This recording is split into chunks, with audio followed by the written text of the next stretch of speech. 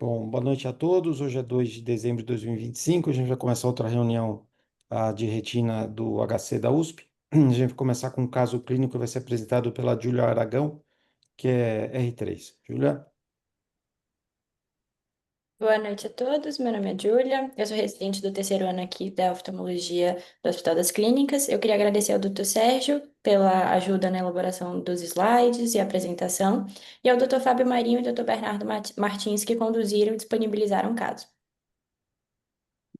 Então, o caso começa com um paciente do sexo masculino, 35 anos, dentista, que deu entrada com quadro de baixa acuidade visual no olho esquerdo, referindo o escotoma central há cerca de um dia, de forma súbita, sem outras queixas e sintomas. De antecedente oftalmológico e pessoal, ele não tinha nada digno de nota. Ao exame, ele apresentava acuidade com correção no olho direito de 20/20, no olho esquerdo de 20/150. Na biomicroscopia anterior não tinha nada que chamasse atenção. Pressão intraocular também dentro da normalidade. E a fundoscopia do olho direito e a fundoscopia do olho esquerdo. Trouxe também um OCT, principalmente do corte foveal, né, do olho direito, e o OCT do olho esquerdo, de toda a região macular. Aqui eu trouxe o mapa de espessura da região macular de ambos os olhos e da região do nervo de ambos os olhos também. Então, fazendo um resumo do caso, é um paciente de 35 anos, com história de escotoma central em olho esquerdo, de forma súbita, que não tinha nenhum antecedente patológico ou oftalmológico digno de nota, apresentando acuidade visual de 20/150, com essa fundoscopia e esse OCT em ambos os olhos. Nesse momento, eu gostaria de abrir para hipóteses e condutas. Ótimo, Júlia. Então, André, Cleide, Jorge, qual a hipótese mais provável aqui e qual que seria a conduta? Bom, aparentemente, ele tem uma oclusão de ramo temporal superior, de ramo macular, né? Ele tem hemorragia, não está muito nítida a imagem, mas ele tem hemorragia, ele tem um pequeno espaço cistoide, tem uma área de PAN. Não tenho, eu tenho dúvida se ele tem edema de papila, mas assim, um paciente jovem com um evento assim de isquêmico, a gente tem que pensar em qual seria a causa. Acho que aí vai desde, assim, na verdade, para confirmar se é realmente uma oclusão ou se é só um Purger-like, uma angiofluoresciniografia seria bem-vinda, mas uma vez comprovado algum evento vascular, aí desde a investigação de arboviroses até trombofilias, doenças autoimunes, doenças vasculares em geral com componente obstrutivo. Ô, Cleide, dá uma olhada no mapa de OCT do olho direito. Você está vendo? Sim, aham. Espessamento. Esse padrão de espessamento diz alguma coisa para você, não? Do ACT, do olho O direito, eu mapa. nem olhei para o olho O mapa do direito. olho esquerdo, desculpe, Ah, olho do esquerdo. esquerdo. É o olho que a gente está Aham. mostrando. Falei direito ou esquerdo. Então, ele tem um espessamento na área macular, tem um espessamento peripapilar também, por isso que pensaria também por isso que eu falei de arbovirose, uma neuroretinite, mas enfim, com um componente vascular obstrutivo. Não tenho certeza, ele tem DAR? Não, não tem ideia. Então acho que mais difícil Mas, pensar o Cleide, eu numa te falei pelo neuroretinite. seguinte, porque você está suspeitando de oclusão de ramo venoso, temporal superior. Hum. É, é Olha via a veia central. temporal inferior. A dilatação é a mesma que a superior. Então, uma oclusão via central, eu acho que a anjo pode ajudar. E Agora, Tipo de olha, uma um. oclusão de veia central. depois, o mapa do olho esquerdo, você vê que não está para cima o espessamento, né? O espessamento está centralizado. Então, quando eu olhei a retinografia, Cleide, eu pensei igual a você. Eu falei, pô, parece uma oclusão de ramo venoso. Aí eu vi o mapa. No mapa não bate com uma oclusão de ramo, mas bate com uma oclusão de veia De central, veia né? central. Certo? E tem Concorda? outra coisa que eu não sei se não está claro, mas não sei se ele tem exudatos ou hemorragias, em que localização. Eu vejo na mácula, não está nítido, não sei se para vocês também, se tem Não, não está mais, muito nítido. Ele tem ou os hemorragia. pontos, ele tem alguns pontos hemorrágicos na região temporal, a mácula, mas pouca hemorragia. E É. não sei se é exsudação, talvez seja um pouco de exsudação temporal inferior à mácula, a fóvea lá, né? Sim, sim. E outra, talvez outra dica se tivesse um OCT vertical, né, Sim. esse Ah, sim. horizontal, Isso. aí a gente mataria que não é uma oclusão de ramo mesmo, é uma oclusão de veia central, Ou né? até um OCTA, né? Ou até o CTA, exatamente. Mas esse PAN, essa linha horizontal, pegando vários pontos, né? Esse PAN pontiforme, também sugere uma oclusão de veia central, não uma oclusão de ramo, né? Todo jeito, é uma oclusão venosa, para um paciente jovem, Uhum. como você falou, tem que fazer investigação sistêmica para ver o que está acontecendo, né? Perfeito, Cleide. O André e Jorge, vocês querem comentar mais? É interessante a oclusão de veia central, mas ele não tem hemorragia, ele não tem um edema de papila e parece aquela forma impending, ou seja, diminuição de fluxo antes de ser a forma não isquêmica, que é antigamente mais edematosa, mas sem uma oclusão bem florida, como a gente tem acostumado a ver. E aí tem que investigar tudo, porque com 35 anos de idade, ter uma oclusão de veia central, bem provável que seja secundária a algo, né? Isso. Ele, É ele foi interessante. documentado, ele foi documentado no Spectralis ou só no Cirrus? Só tem aqui, Esse é o só CT até qual agora é? só os rios, Tá. Então, porque no tá? IR Esse não é o infrared ajuda Cirrus, né? bastante a localizar onde está o pano, né? Qual Para que é o aparelho, Julian? Qual que é esse? É, eu acho que foi o Cirrus, professor. Não, será? Eu, eu acho que foi. Tá muito Esse diferente a aparelho é o imagem aí. Revo. É o padrão, né, Ah, Não de é? documentação. Ele foi lá no É. HC, isso? Não, não foi no HC. Isso ah, não é, não é Cirrus, não. Nem Tá. Heidelberg, é outra.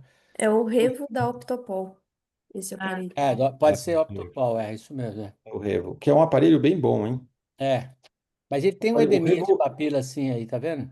sim, Observa, olha lá no gráfico de cores lá do ACT, que aquela papila é um pouquinho maior do que a outra, assim.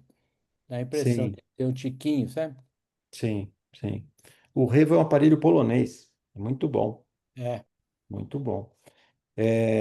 Ô Jorge, apesar de ter pouco sinal clínico, pouca hemorragia, ele tem muito PAN, por isso que a visão dele é baixa, hein? Isso Acredito que é por em causa cento e do cinquenta PAN que ele está fazendo essa visão baixa. Tem um edema também de mácula, Discreto, né? Pequeno, é, né? E mas tá acho lá. mais que o PAN. É porque para mim aqui a imagem da CT é bem pequenininho. Para mim Isso também. Para mim também. é Ô, difícil de André, ver. Oi, Sérgio. oi. Não, eu concordo com o que foi falado. Eu acho que a oclusão de veia central, a primeira hipótese, o impinging que o Jorge lembrou, a papiloflebite também são outras possibilidades, né? Mas nessas condições, geralmente você tem menos achado de tipo hemorragia ou exudato duro, né? E acho que aqui a presença do PAN associado remete a uma doença vascular sistêmica ou a mesmo uma arbovirose, como a Cleide comentou. Tá. Só para falar do impending, é gozado, né? Porque foi um termo que não se usa mais, é. mas é um termo que ficou, né? Porque Isso. assim, para você ter redução de fluxo, você tem que ter um trombo. O trombo pode ser pequeno, pode ser grande, e daí o sinal clínico vai ser maior ou menor, dependendo do tamanho do trombo. Mas você não tem redução de fluxo sem ter trombo. É que, Então, o trombo é determinante na formação de todas essas alterações clínicas aqui. Então, você pode falar de uma oclusão de veia central de retina isquêmica ou não isquêmica, para diferenciar globalmente num trombo maior ou menor. Você poderia até falar de um trombo pequeno aqui, Tem, mas um impending gozado, é mas um é, termo antigo, mas que hoje a mas gente é, usa. Eu acho que não tem. mas é, As Pimentel, é que fisiopatologias. Hum, eu acho que ele dá dica desse aspecto. Essa vez, por exemplo, nesse caso teve o PAN, mas a gente tem esse impende vein oclusion sem PAN, que é aquela veia gorda com uma queixa, às vezes uma maurose fugaz, uma coisinha. Ele descreve esse quadro, né? Porque esse é o quadro, se chamar de oclusão de veia, o normal é ter hemorragias, né? Ter mais coisas. Então, acho que mas é então, mais. é, Não é ruim, não a, é a- certo, mas é um. é. Mas Talvez seja, já é uma oclusão de veia, mas ficou um descritivo, né? Impende porque é, desse aspecto, né? mas o termo, Geralmente, o termo correto de você chamar é oclusão de veia central não isquêmica, genericamente, e daí, se você quiser usar um outro termo, que talvez não seja apropriado, é com um trombo pequeno, causando pouca alteração hemodinâmica. É. E Mas esse tem, termo Eu impending tenho. quer dizer que você que ainda talvez não tenha incluiu, reduzido né? o fluxo, mas não tem Não, oclusão. não, isso Aquilo tá foi ocluído. errado, tá errado, sim. Ah, Falar impende, não quer, falando que vai ocluir, não é isso, né? isso. Já ocluiu. Só que Tem Isso. um, ele dá essa ideia desse quadro aí, né? Tá, dá. Sem o Tem um PAN. estudo, tá no EUVS de, acho que é 2020, que é do Schaff, do Sarraf, do Freund, e eles descrevem a ordem cronológica das lesões que aparecem na oclusão venosa. Então, eles falam que no início da oclusão, que aí a gente antigamente chamava de impending, mas já ocluiu, tem só o PAN, que é a isquemia nos plexos profundos. Aí, numa fase seguinte, você começa a ter lesão da parede do vaso e começa a ter hemorragia. Então, hemorragias inicialmente profundas, porque é o plexo profundo. Aí depois a hemorragia superficial, depois a hemorragia peripapilar e por último a lesão endotelial tão grande que você tem o edema. Então, quando a gente ouve essa sequência e vai avaliar, a gente tem uma ideia de que isso é uma oclusão na fase inicial e que pode até se resolver nessa fase, ou ela pode progredir naquela cascata isquêmica e até os exudatos algodonosos. Então, acho que quando eles fizeram essa descrição, praticamente exclui o que a gente chamava de impending, né? Nada mais é do que uma oclusão inicial, ou então uma oclusão pequena que já vai se resolver e que não vai evoluir para aquelas fases de grandes hemorragias, grandes exudatos. Acho que Sim. também não concordo com essa nomenclatura de impending, né? Não. Já E a, ocluiu, e né? a outra situação com Ah, relação a ser isquêmico ou não isquêmico, segundo Heire, depende aonde está ocorrendo isso. a oclusão com relação A à lâmina crivosa. proximidade à lâmina crivosa ou à distância da lâmina crivosa. Quanto mais próximo você tem um trombo da lâmina crivosa, seria o maior impedimento de fluxo e maior isquemia, que seria os casos mais graves. E quanto mais distante você tem dentro da veia, percorrendo dentro do nervo óptico, você tem a trombose ou a oclusão da veia, você, teoricamente, você tem algumas colaterais que conseguiriam passar fluxo e você teria um melhor prognóstico com menor isquemia da retina. Então, Isso. tem esses nuances pelo fato de ser muito isquêmico, pouco isquêmico. Quando a gente fala oclusão de veia central, para mim são várias doenças com nome genérico, porque quando Uhum. você tem uma oclusão bem grave, isquêmico, com um paciente com PL e quase não tem mobilidade de fotorrecepção da papila, você tem uma doença. Aí você tem outra doença quando você tem um paciente que fez uma oclusão de veia central, tem entre 20 e 40, 20 e 60, você tem poucos processos hemorrágicos, não tem isquemia, tem um edema de mácula, e que às vezes ele se reperfunde, ou tem colaterais que melhoram a viabilidade do fluxo e você melhora espontaneamente. Então, para mim, são doenças distintas, com tratamentos distintos, com visão totalmente distinta, mas cai tudo no mesmo nome, que é oclusão de veia central. Perfeito, perfeito. Justificou a sua resposta, Jorge. Agora vamos ver a continuação? Julia, Então, como falaram, né? O paciente apresentava uma oclusão da veia central da retina nesse olho esquerdo. E aí ele evoluiu, e aí a gente solicitou, a gente fez observação, né, do quadro inicial, solicitou para ele exames laboratoriais para poder investigar. Não veio hemograma nenhuma alteração, perfil glicêmico também não, hormonal, sorologias negativas. Investigação hematológica também seria uma alteração, coagulograma também seria uma alteração. Foi feito proteína C e S, fator 5, que vieram normais, e ele fez também uma eletroforese de hemoglobina que veio normal. Ele teve uma discreta alteração de uma enzima chamada G6PD, que é uma enzima que ela protege a hemácia de fatores oxidativos, e quando ela está baixa, ela pode causar um padrão de anemia hemolítica em ciclos, em crises, assim, sempre por um fator desencadeante. Ele foi encaminhado para hematologia. Ela falou que era uma alteração discreta, que não podia fechar diagnóstico de nada, que precisava investigar um pouco mais, e que toda anemia hemolítica ela leva, mesmo que de forma indireta, a um discreto quadro, favorece um pouco mais a trombose. Mas não, a gente não consegue confirmar nada por enquanto. E ele fez um mapa também da pressão arterial que veio normal, sem nenhuma alteração.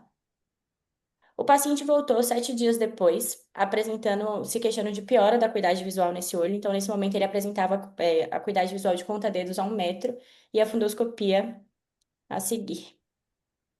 Ele fez também um novo OCT macular.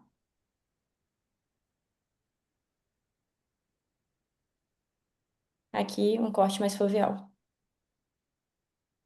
Nesse momento, eu queria abrir para novas condutas. Então, perfeito. Então, o que aconteceu? Quem pode explicar, André, Cleide, Jorge, o que aconteceu e o que que a gente faz agora?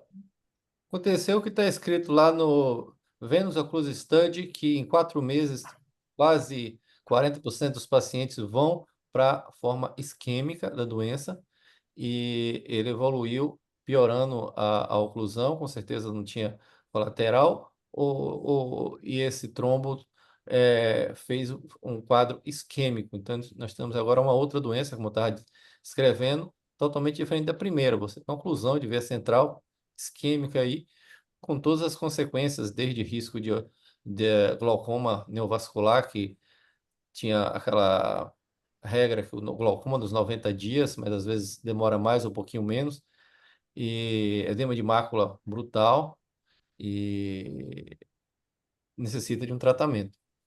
Tá. Mas, Jorge, deixa eu Hum. fazer duas observações. Para você falar que uma oclusão isquêmica, você está falando pela acuidade visual, e muitas vezes a acuidade visual pior que 20/200 é uma oclusão isquêmica. Mas a E- definição de oclusão isquêmica, você precisa de uma anjo, né? Certo?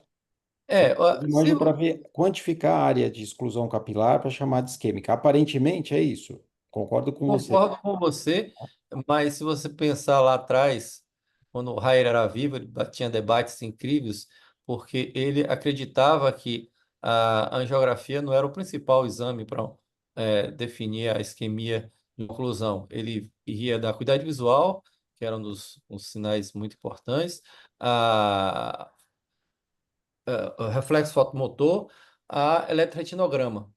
Então, quando você tem uma oclusão que tem uma acuidade visual muito baixa, a chance dela ser isquêmica é muito grande. E às vezes é difícil determinar se você tem muita hemorragia nessa fase aguda, e às vezes impede de você realmente ter uma visão bem clara do nível de isquemia, que, se eu não me engano, no Venus Occlusive Study, representar áreas maior que 40 discos de papila para considerar uma oclusão isquêmica. Mas concordo com você que a angiografia ainda é um exame extremamente importante, porque você realmente vai ver como é que está a periferia desse olho. Certo, Jorge, ótimo. André, Cleide? Essa definição inicial lá de 10 diâmetros, acho que é isso a que o Jorge se referiu, era antes da era do grande angular, né? E por isso que a Isso. margem de erro era tão alta e por isso o Raio estabeleceu, na verdade eram quatro critérios, né? O critério de visão pior do que 20/200, DAR, R. perda de 60% na UDB do eletroretinograma e defeito no 5,4E do campo visual manual. Aí agora com os exames de grande angular, estão tentando estabelecer qual seria o limite de índice isquêmico a partir do qual tem um risco de 50% de neovascularização. E tem dois trabalhos que são importantes, um acho que é do oftalmology, outro acho que é British Journal. Um fala em 35%, outro fala em 40%, de índice isquêmico para angiografia de grande angular. E também já estão tentando estabelecer um limite para o ACT de grande angular. Aí tem um consenso que falou em 20%, mas não é baseado em estudo prospectivo. Então é uma coisa que essa definição agora com os exames de grande angular ainda está em evolução, mas realmente tem a ver com o grau de isquemia, né? Isso. E basicamente o que aconteceu foi que aquele trombo que era pequeno reformou num trombo maior e impediu É, essa drenagem venosa, né? E Isso pode ocluiu. acontecer essa retrombose, né? Quanto tempo de um para outro, de uma Uma fase para semana. outra? É, uma semana. André? Bom, eu acho que está clara a evolução para a forma isquêmica, acho que é importante. Eventualmente, se tiver muita área de isquemia, eventualmente pode precisar de uma panfota, além do tratamento antiangiogênico, que vai ser útil aí não só para a área macular, mas para regredir algum processo neovascular que eventualmente esteja se estabelecendo, né? Tá. Ah, agora, eu só não entendi na investigação sistêmica, Julia, esse paciente descartou tipo hipertensão arterial, algo assim? Algo Sim, mais baixo? ele fez um mapa que veio normal. E, assim, os exames. O que chamou mais atenção foi essa discreta alteração dessa enzima, da G6PD, mas que também foi encaminhado para hemato e ela não conseguiu confirmar, falou que precisa investigar melhor, que foi muito discreta a alteração. E ele Porque não, assim, da mesma forma que me preocupa o quadricular, né, a piora do quadricular, me preocupa ter algo sistêmico que não está sendo diagnosticado e tratado corretamente, entendeu? Porque esse paciente pode evoluir assim da mesma forma no outro olho ou em alguma outra É, parte, algum outro órgão-alvo, enfim, né? Mas, Então, André, não só o ele fez. quadricular, mas o sistêmico me preocupa. Sim, sim, é importante isso, mas ele fez toda a avaliação clínica e não encontraram nada, a não ser essa enzima que ela aumenta a hemólise, é isso, Juliana? É, ela protege a hemácia a fatores oxidativos, então quando ela tá Isso, baixa, a hemácia ela tende a ter mais hemólise. é isso. Quando o É, paciente tem estresse, no estresse ele pode fazer lise de hemácia. E essa Isso, hemólise aumenta o risco de trombose. Então, teoricamente, ele tem um risco por ter essa enzima, por ter esse fator, entendeu? Ah, esse mas, dele. além disso, André, é muito importante isso que o André está destacando, porque isso tem risco sistêmico de você ter tromboses em outros órgãos. ele Mas, não tem nenhuma aparentemente, André, droga que ele use? nenhuma. Nada, nenhuma. nada. Nem essas drogas para músculo aí, para fazer exercício, nada. Creatina? Uma Qual? bomba, Mas é. essas não causam, né, trombose? Não, não tô nem falo de creatina, mas outro dia, numa discussão, se aventou a possibilidade do papel da finasterida, por exemplo, que nem é droga de academia, né? Mas é uma droga que as pessoas não contam que uso, que tem nada comprovado, mas um efeito potencial Mas ela causa trombogênico. vasodilatação, Claudinha. Não dá trombose. Finasterida, ela tem um efeito de aumentar a testosterona livre, o que aumenta o estrógeno. E aí o estrógeno é trombogênico. Na dose que se usa, aparentemente ela não é trombogênica, mas, enfim, tem relatos na literatura sugerindo isso. E Eu acho finasterida, difícil, geralmente eles não contam que usam, porque é tão frequente o uso dessa né? medicação e tem Uhum. tão poucos casos relacionados, eu acho que Não, não tem uma a gente está correlação. procurando alguma coisa, né? Porque eu acho que é mais um viés. Você tem uma trombose, o Aham, paciente, por acaso, usa uma droga que é muito usada, e daí você tenta fazer o vínculo, mas eu acho que eu não aham. vejo correlação né? Encontra uma via, isso aumenta o estrógeno. Não, às vezes uma soma de fatores. No BH Summit, por exemplo, o paciente tomava finasterida, mas ele desidratou numa maratona. E aí Mas ele. aí é desidratação. Então, aí é Desidratação. desidratação. Mas é E, isso que eu estou te falando, é confusão de fatores. sim, Desidratação é uma causa eh, sim, óbvia de importante. oclusão de veia central de retina. Uhum, E maratonista tem mesmo, pode ter, tem. sim, Agora, não tem nada a ver com a finasterida. Por acaso ele usa finasterida também, mas ele se sim. Ah, não, desidratou. mas não, ele tinha tido uma oclusão primeiro e só usava finasterida, não tinha mais nada. Aí depois ele correu uma maratona e aí ele fez a segunda oclusão, como nesse caso aqui. Mas o Cleide, ele não corre uma maratona do nada, né? Ele treina. Não, então, mas ele Uma- usava creatina, usava essas bombas aí, então a gente também não sabe qual o papel de cada coisa aí, né? Era atleta. Tá bom. Júlia, vou continuar? Certo. Então, o paciente foi submetido, né, a uma injeção intravítrea de Eylea, 2 miligramas, e ele evoluiu depois de uma semana, referindo melhora da acuidade visual. Então, ele retornou à acuidade visual dele inicial, da primeira consulta, de 20 e 150 nesse olho, com melhora do aspecto da fundoscopia, o ACT, aqui mais no corte foveal. E depois de um mês da injeção, ele continuou referindo melhora da acuidade visual, apresentando a acuidade visual de 20/32 parcial nesse olho. com melhora também da fundoscopia. Tá, deixa eu fazer uma pergunta. Jorge, isso não é evolução de oclusão isquêmica, né? Você viu? Não, 32 dias antes. a evolução tá muito estranha, né? É, O cara vai porque, para por isso 20, que eu falei 32 depois de contar dedos a 1 metro. é isso. Ele é Tá bom. jovem, né? Ô, Júlia, você tem a anjo dele depois? Você vai mostrar aqui? Tenho, Quer vou. ver? Ô, Jorge, olha a anjo dele, quer ver? Então, o OCT Aqui, normalizou. aqui o Olha a OCT anjo dele, quer normal, ver? a É, o parte Posso ver isquêmico. foveal, e depois desse aqui é a aqui? anjo do olho direito, e aqui é do olho esquerdo. Nada de Pelo isquemia, menos pelo menos no polo posterior não tem área isquêmica aí, não tem tem. nada de isquemia, nada. É, Agora, Linfóide agora que eu- completamente normal. E os vasos já melhoraram do aspecto de dilatação e tortuosidade aumentada. Você vê que está bem melhor é. a aparência dos vasos. E o fundo totalmente normal. Você vê que tem um fluxo muito normal. Entendeu? Eu Uma tive. coisa Isso. que chama atenção é o OCT não ter evoluído com aflamento nas áreas de PAN, né? Parece que a espessura da arquitetura retiniana ali, volta ali, não parece ter ficado uma sequela maior assim das áreas de É, PAN. mas tem Um aqui, pouquinho tem, né? André, temporal, você está vendo? Justa foveal temporal tem um afilamento aqui, né? Mas seria geralmente Mas é esperado um pequeno, mas aflamento mais concordo, evidente, né? André. Concordo, Eu concordo. Bem tive menos uma do que a gente vez, esperaria, né? um paciente com Bem, oclusão de veia central.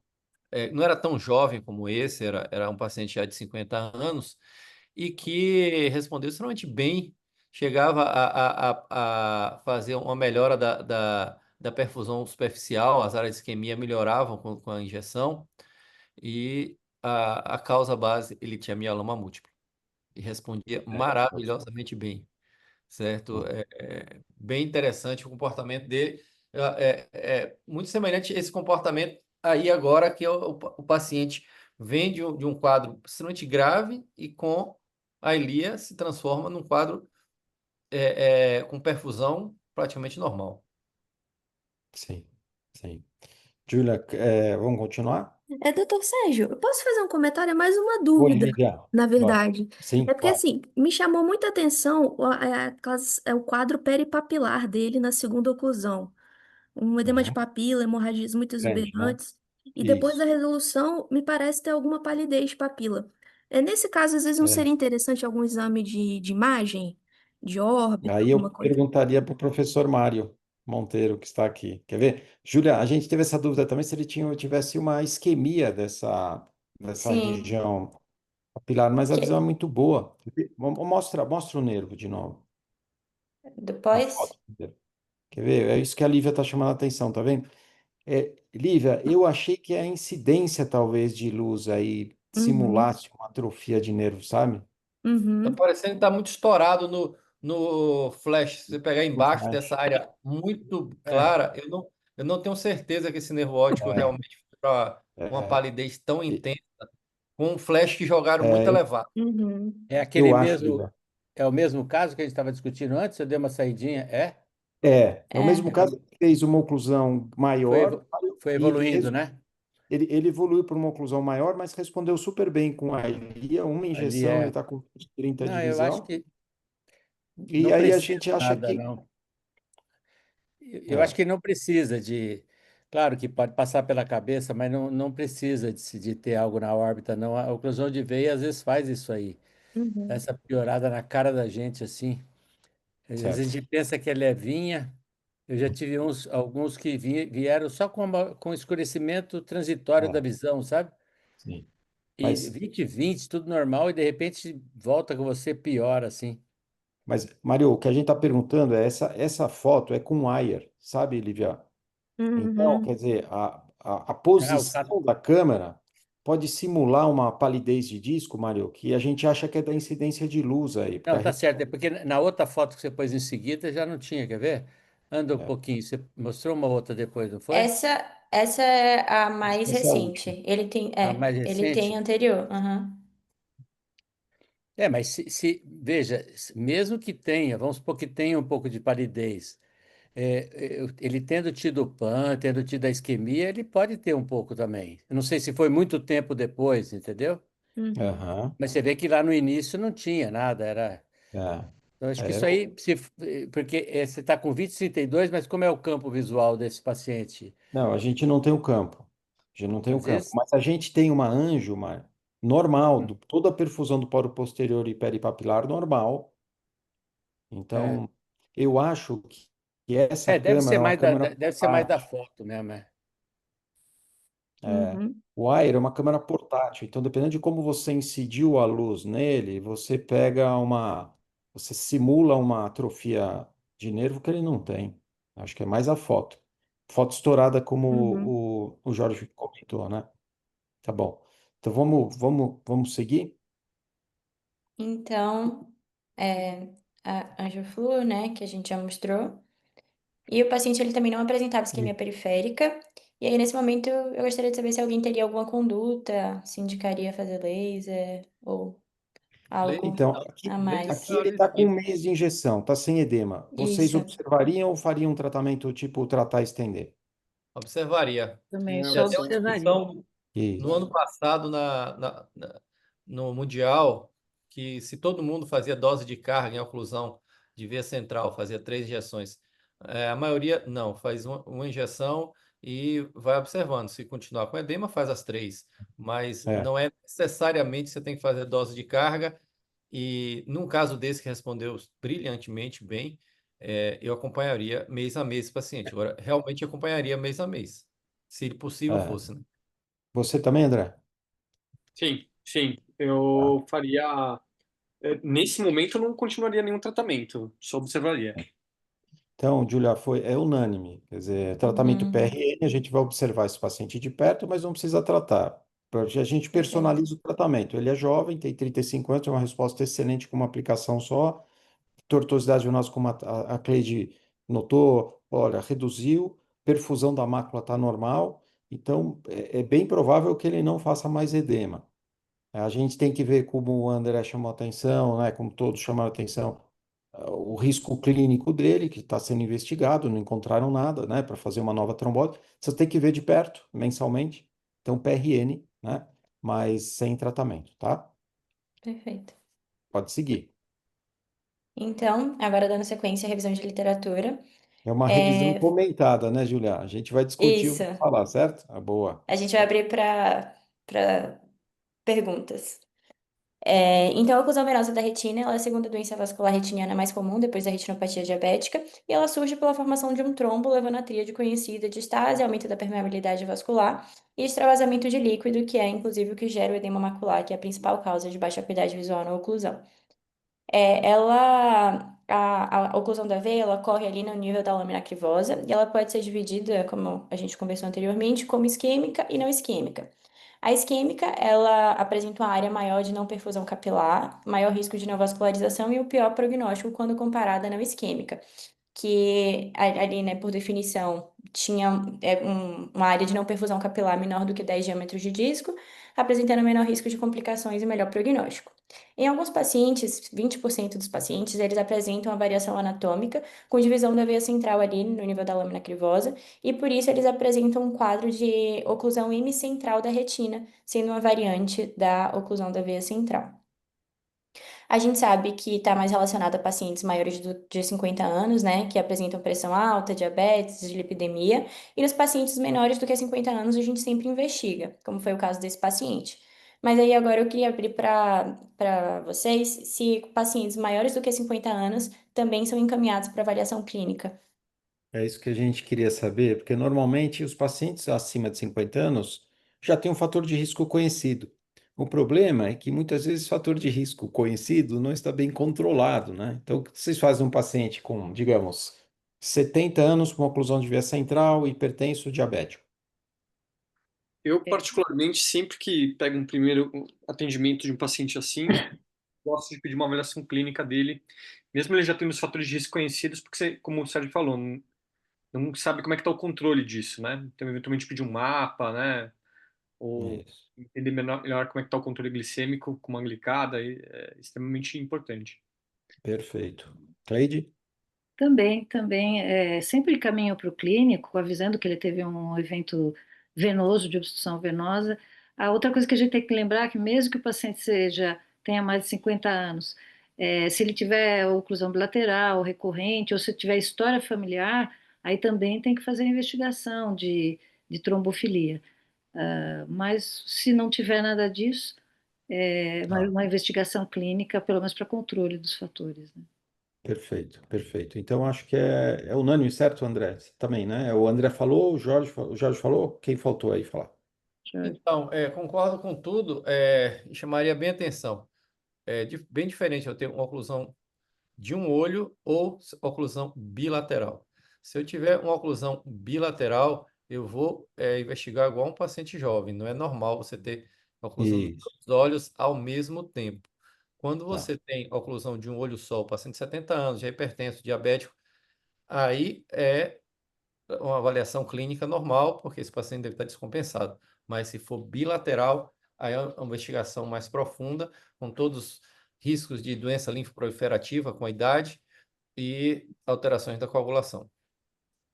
Perfeito, perfeito. É, vamos continuar. Quem estiver controlando, coloca o John como anfitrião. Eu vi aqui que o John está aqui como participante, tá? Para discutir junto. A Lívia já está como anfitriã. Coloca a Lívia também. Tá. Então pode seguir, Julião. Então, dando sequência, trouxe um estudo que mostra que pacientes que apresentam oclusão de veia ou oclusão de ramo, eles apresentam risco aumentado de ter um AVC, seja isquêmico ou hemorrágico, pela vulnerabilidade vascular sistêmica que a gente já conhece.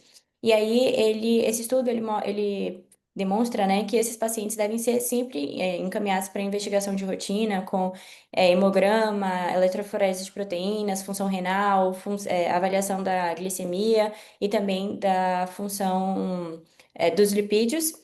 E uma investigação adicional deve ser feita para aqueles pacientes menores do que 50 anos, com quadro bilateral, história de coagulopatia ou sinais de inflamação, que aí devem ser submetidos a exames complementares, como cisteína, coagulograma, proteína C, proteína S e, enfim, fatores de trombofilia.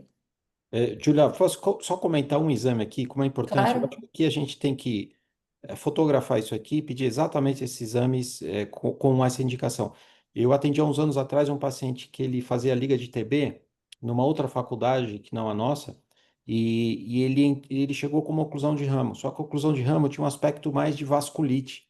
Eu pedi uma avaliação com o infectologista, ele tinha TB. Tinha uma TB em um gânglio, biopsiou, fez o diagnóstico pelo gânglio e ele teve então uma vasculite por TB. Então esse teste aqui de Mantoux e o quantiferon, o PPD e o quantiferon, é importante para você fazer. Então você não pode passar batido por isso, é interessante, né? Então estou contando um caso que é exceção para falar que essa tabela é muito importante, tá? Pode seguir, Dina. Então, fazendo o diagnóstico, com exames complementares, né, o OCT ele vai ajudar a gente a avaliar o edema macular e também guiar nossa resposta, avaliar nossa resposta ao tratamento. E a Angioflu, o OCTA, eles entram ali para a gente poder avaliar as áreas de não perfusão e o risco de neovascularização desses pacientes. E aí as complicações, o glaucoma neovascular, como a gente já conversou, o glaucoma dos 100 dias, né? O edema macular, sendo que é a principal causa de baixa acuidade visual nesses pacientes. E nos casos mais graves, o paciente pode evoluir com neovascularização, hemorragia vítrea e também descolamento de retina tracional. O tratamento para o edema macular, o padrão ouro, é o anti-VEGF. E aí eu queria perguntar para vocês qual o anti-VEGF de escolha e o que a gente acabou conversando, né? Tendo resolução do edema, se manteria o ciclo de injeções, ou se faria um esquema PRN? Tá. Então, acho que a segunda pergunta, pelo menos para esse paciente, a gente respondeu, que a gente faria todos disseram PRN, certo? Talvez para outro paciente ainda que persiste o edema macular, a gente continue injetando mensalmente até conseguir tratar e estender. Mas no caso de resolução completa com uma injeção como esse, a gente vai fazer PRN. Então, acho que a segunda está respondida, certo, Julia? Sim, Agora, o perfeito mesmo. primeiro, tem algum antiangiogênico que funcione melhor que o outro, para num caso inicial, não? Tem um estudo do Liavo, né, que mostrou que o Avastin, na verdade, o interesse aqui é saber se o bevacizumab é inferior, né? E que mostrou que ele não é não inferior. Então, se a gente tiver disponibilidade, o melhor seria começar com a Elia, mas por outro lado também tem um estudo que é um modelo matemático que sugere que a gente pode começar da mesma maneira que no protocolo AC do diabetes, começar com Avastin, depois fazer a conversão, ele é custo-benefício. Mas se tiver possibilidade, começar com o Eylea. Agora, o Gilberto perguntou sobre o aflibercept, né? Sobre o... Eu não sei bem o que estava escrito. Vamos dizer, vamos perguntar das drogas novas, né? Ainda a gente não tem resultado comparativo, o único que tem é o estudo, como é que chama? O do Vabysmo? Tem mas tudo bem, eles comparam com a Balaton, fluoxetina de 8 Balaton miligramas. e Isso, Balaton isso. e não sei o Comini. Comini. Comine. Comino. A gente mostrou aqui como artigo da semana, 4 semanas. Balaton é de ramo e o Comine, Comano, alguma coisa assim. Mas Isso. por enquanto os resultados são de curto prazo, né? Mas Mas, Cleide, provavelmente eles vão ser melhores. Certo. Isso em teoria, na prática, como você começa? Sigo sempre que eu tenho disponibilidade com a Elia. Tá, 2 Mas miligramas. se não tiver, acho que dá para começar com a Avastin. Perfeito, perfeito. É isso mesmo, concordo. Começa com a Aflibercept 2 miligramas, certo? Sim. Uhum. Se não tiver resposta, você pode usar um antiangiogênico mais potente, né? O Vabysmo, o Aflibercept 8, certo? O Vabysmo ainda não está aprovado para oclusão venosa, né? Deve É, sair agora. sim, mas off-label a gente pode usar, né? Sim. Tá. O estudo do brolucizumab, a gente não usa mais o brolucizumab, mas o estudo parou por complicações de vasculite oclusiva, não é isso, Jorge? Com, Isso, com a vasculite injeções oclusiva foi frequentes. muito grave. E impediu. Mas, voltando aqui, é, como as drogas novas são bem recentes e o custo também nem sempre a gente tem acesso, a gente não sabe ainda quanto é melhor usar cada droga dessa e os estudos ainda não mostraram grande diferença. Mas, teoricamente, quando você vai, se eu não me engano, no estudo, é o Retain, que mostra depois de 4 anos que 50%, 47% dos pacientes de oclusão de via central ainda requerem injeção de antiangiogênico por causa do edema macular. E pacientes com edema macular que passam muito tempo sem tratar, às vezes ele faz uma atrofia macular. Eu já vi alguns pacientes que passaram muitos anos sem tratar e aí depois do segundo ano, terceiro ano, você não tem mais um edema, você tem uma atrofia completa em todas as camadas. Sim. Então, só lembrando que talvez essa história natural do estudo que mostra que mantém a necessidade de medicação por 4 anos, pode ser que as novas drogas a longo prazo diminuam essa necessidade. Tá. Então, André, quer comentar alguma coisa? Eu acho que já foi tudo bem comentado. Tá. Você começa com que droga, André? Olha, se tiver todas disponíveis, a Elia. Pode ser 2 miligramas mesmo. Tá. Mas eu acho que pensando num serviço público de saúde, eu acho que a Avastin é uma excelente opção. Em termos de Excelente. custo-efetividade, eu acho que a melhor opção seria o Avastin. Como a Cleide falou, os estudos comparativos, nessa classe de patologia, se a gente for resumir os estudos, eles não veem muita diferença entre o Avastin e as outras drogas, né? Então, a gente poderia começar assim. Então, Julia, quer O continuar? SCORE 2, por exemplo, que é super bem desenhado, não mostrou diferença entre a Avastin e a Elia, né? Exatamente, diferentemente do livro, É. né? Exatamente. Então, Julia, continua. Então, a outra linha de tratamento, né, seria a fotocoagulação, enfim, setorial naqueles pacientes que apresentam neovascularização. E aí, abri para mais duas perguntas. Se a angiofluorescinografia Wildfield para avaliar a não perfusão periférica, se vocês utilizam, e se demonstrar também não perfusão, se faria esse laser setorial ou só apenas nos casos de neovascularização clara. Certo. Então, digamos que você tenha uma área de não perfusão, você tá independente de ter edema ou não ter edema, e você está tratando ou não, o que você faz com oclusão, quando você trata, quando você não trata. A gente não está falando de oclusão de ramo, a gente está falando de oclusão de via central de retina. Quem quer responder? Posso? Acho que anjo de grande angular é extremamente importante. Anjo, de uma maneira geral, é mais importante em oclusão venosa do que qualquer outra doença, né? Uhum. Porque é uma doença com componente isquêmico agudo importante.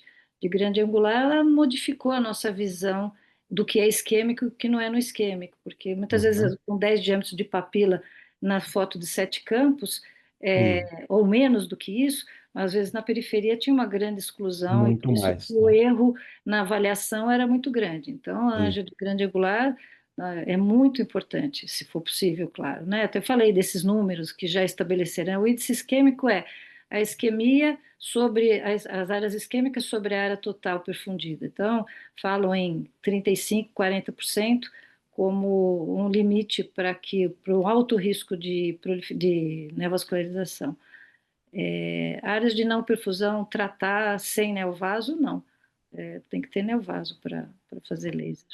É interessante, né? Parece ser um contrassenso, mas porque aqui a gente não está falando de tratar em relação ao edema macular. Não estou Aham. tratando área periférica para melhorar meu tratamento do edema macular. Não, é para prevenir neovascularização. E mas é interessante, né? Então, teoricamente, por base no CVOS, né, Cleide? Aham. Você só trata áreas de não perfusão quando você começa a ter neovascularização de disco ou neovascularização do segmento anterior. É, Antes, então é mas estranho, né? Ó, esse quando é um você estudo começou a ter perigoso, é né? um estudo perigoso, É, porque você não gente, vai, é complicada a regra não é? do Venous Occlusal Study lá atrás, que você tinha que ver esse paciente fazer gonioscopia todo mês por 6 meses, em busca de qualquer início de neovascularização. Lá dizia o seguinte, que se você fizesse a fotocoagulação preventiva, você ainda ia ter, se eu não estiver errado, neovascularização em 20% dos casos. E Não, se ele falava que ele não conseguia controlar depois, era pior fazer isso, É quando, isso aí. quando você tinha nesses 20%, você era incontrolável essa neovascularização. Naquela época você não tinha antibiogênico, não tinha nada, era só a fotocoagulação a laser. E se você esperasse a neovascularização e fizesse fotocoagulação a laser, se eu não me engano, caía para 3% a chance de ter neovaso persistente. Mas o problema maior é, no dia a dia, você vê um paciente totalmente isquêmico, muito mais do que 10 áreas de papila. Vamos botar que ele tenha mais de 50% de área de isquemia. Eu, particularmente, fotocoagulo. É, é. Eu acho Complicado. que Você mandar o paciente, depois ele volta com uma comando vascular é. daqueles terríveis que só fazendo implante de tubo para melhorar o glaucoma. Eu acho que talvez a gente possa pensar do seguinte jeito: se for uma áreas, as áreas pequenas, esparsas de não perfusão, eu acho que a gente pode observar. Áreas grandes de não perfusão, contínuas, eu acho que você tem uma tendência a tratar, porque o paciente pode perder segmento e voltar com glaucoma neovascular. Se você conseguir ver o paciente mensalmente, e você tiver um glaucoma neovascular começando, hoje a gente tem antiangiogênico, a gente não precisa fazer o laser e esperar que o laser reduza o VEGF, a gente reduz na hora. E quando você injeta antiangiogênico no vítreo, você tem redução imediata de neovaso no ângulo, desde que o ângulo já não esteja fechado pelos neovasos, né? Então, eu Concordo. acho que O a próprio gente não. estudo, Oi. eu acho que tem uma publicação posterior que ele fala, se o paciente não puder ser acompanhado, como no estudo, mensalmente, que a gente Hum, pode tratar os pacientes de alto risco. Ele não define isso. exatamente o que é o alto risco, mas seria 10 diâmetros de papila, ou hoje em dia nem é 10 diâmetros, mas grandes áreas de exclusão, aí periférica, e ele autoriza fazer a panfoto. É, Porque o risco é muito alto de esperar a neovascularização, né? isso, De isso. segmento anterior. Né? E quando a neovascularização vem em um paciente muito isquêmico, é muito rápido. O É, paciente, em uma semana, ele fecha o ângulo e você não consegue mais controlar esse glaucoma, tem que ir para tubo. Isso. Então, Julia, e assim, a tua pergunta aqui, usa o wide field, anjo, se você tiver disponível, com certeza. E se demonstrar não perfusão, depende da área. Se uma grandes áreas de não perfusão, acho que o consenso aqui é tratar com laser, mesmo sem ter neovascularização do segmento anterior, certo? Tá. Então vamos seguir, porque a gente tá atrasado aqui no caso clínico. E Porque, aí, pode seguir.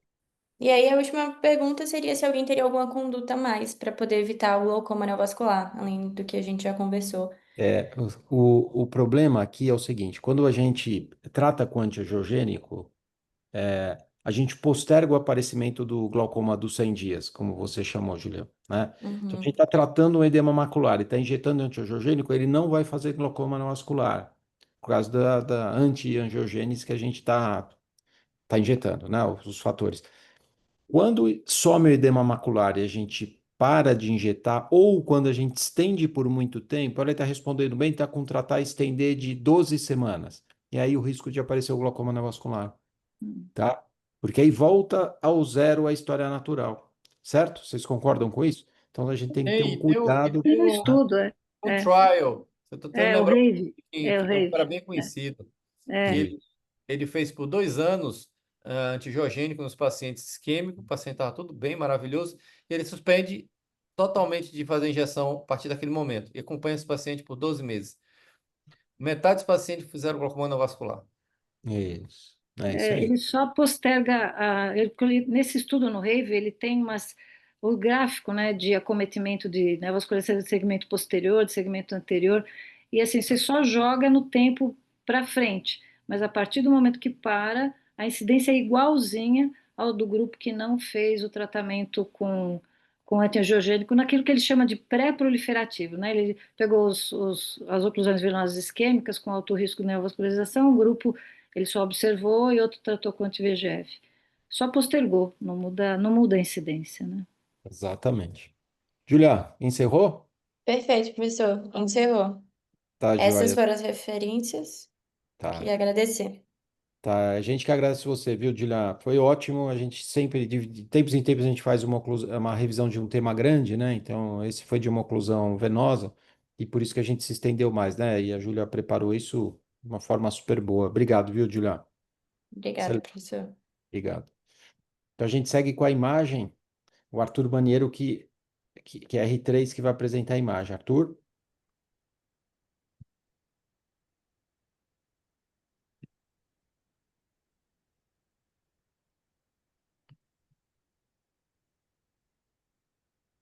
Que está escrito para você dar um... Isso. É isso. Tá aparecendo aí, professor? Ou ainda não? Não. Deixa eu ver. E agora? Isso, agora sim. Agora sim. Aparecendo? Tá me Apareceu. ouvindo bem? Então, ouvindo bem. Beleza. Então, boa noite a todos. Eu sou Arthur Maniero, R3 da Retina, e vou apresentar a imagem da semana aqui da reunião de hoje.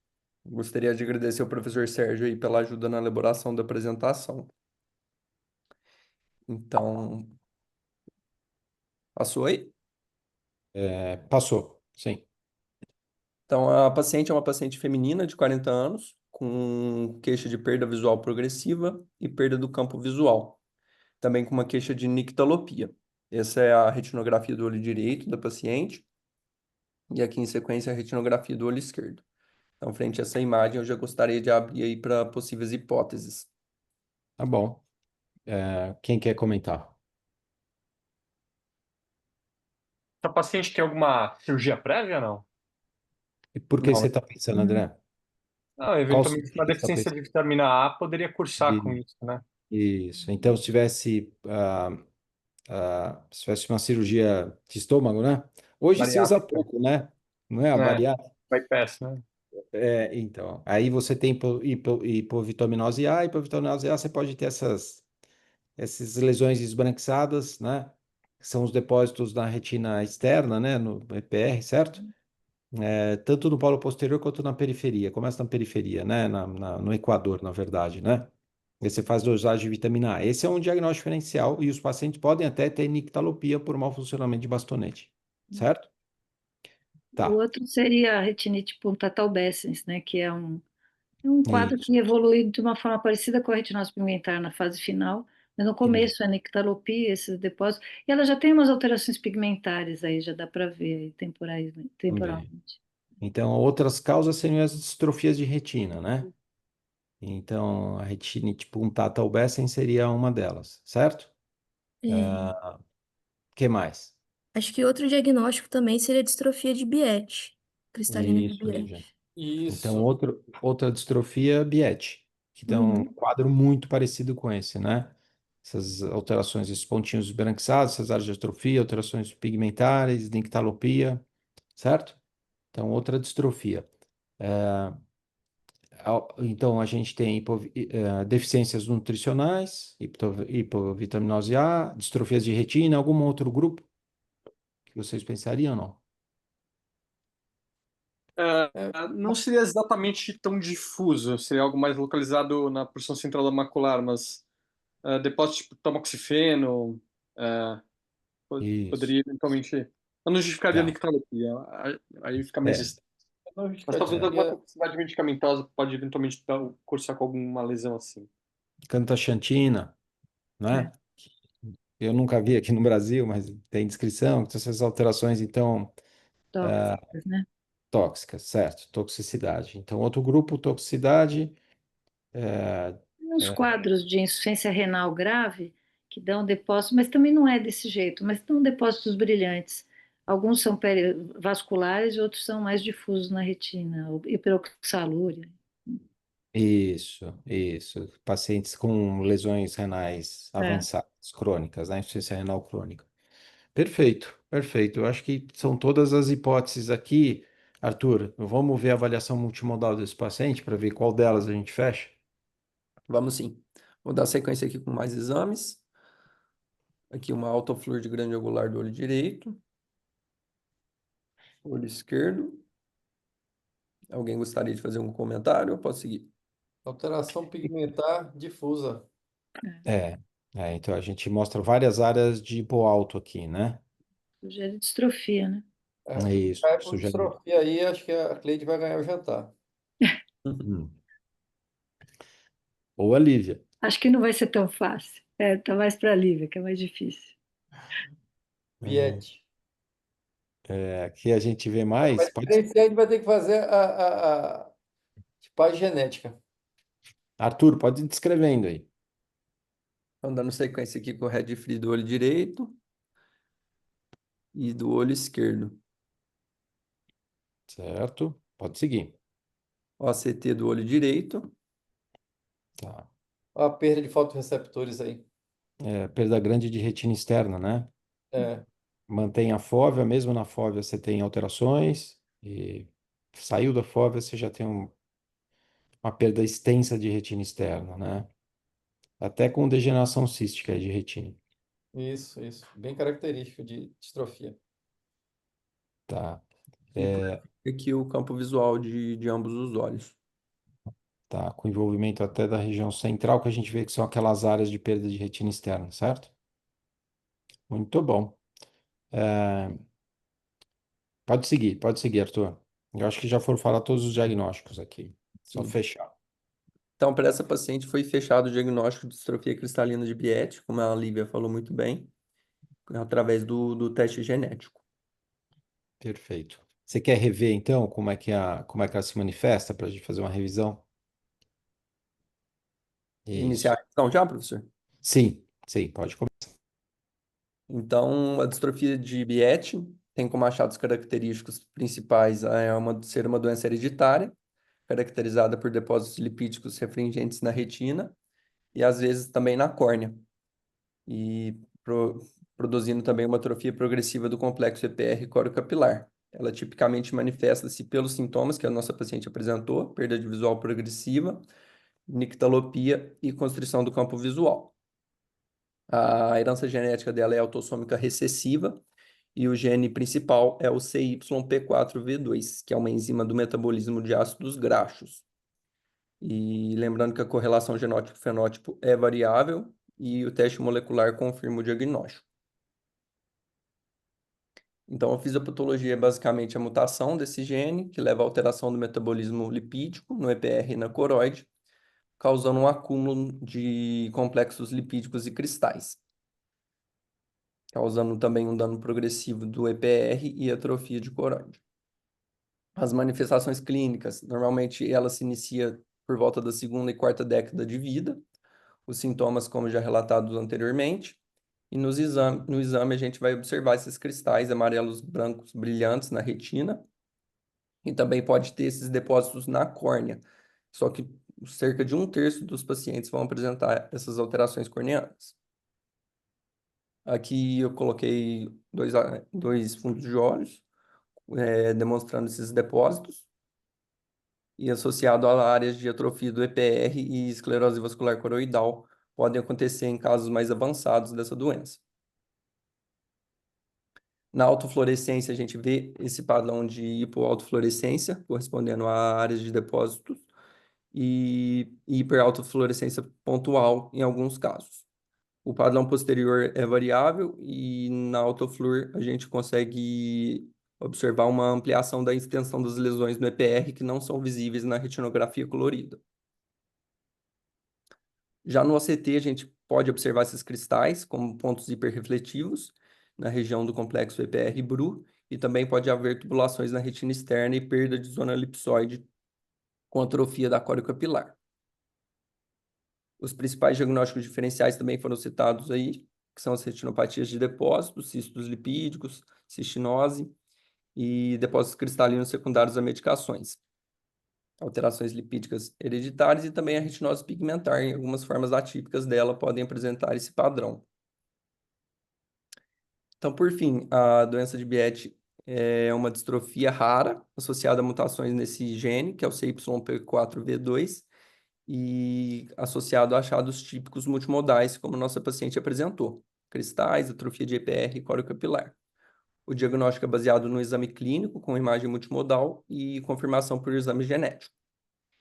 Atualmente não há nenhuma terapia curativa estabelecida, mas pesquisas mostram resultados promissores de acompanhamento e encaminhamento a centros de investigação são recomendados aí para esse tipo de paciente.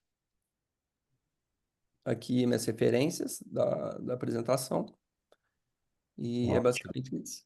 Obrigado, Arthur. Excelente distrofia cristalina de Biet. Parabéns para a Lívia, que fechou o diagnóstico. Parabéns para a Cleide, que fez os diagnósticos diferenciais, assim como o Jorge. Então, excelente, tá? O importante é a gente abrir esses diagnósticos diferenciais todos, né? Agora a gente vai. Obrigado, viu, Arthur? Excelente, viu? Ótimo. Agora a gente vai para o artigo. Quem vai apresentar o artigo é o Gustavo Corrêa, que é R1. O artigo fala da relação entre perda de EPR e perda de zona elipsoide. A gente consegue ver isso no nosso CT face. Isso caracteriza evolução de atrofia geográfica. Então, a atrofia geográfica cresce na direção de onde você perde zona elipsoide. E medicamentos como pegcetacoplan costumam proteger essa perda de fotorreceptor, essa perda de zona elipsoide,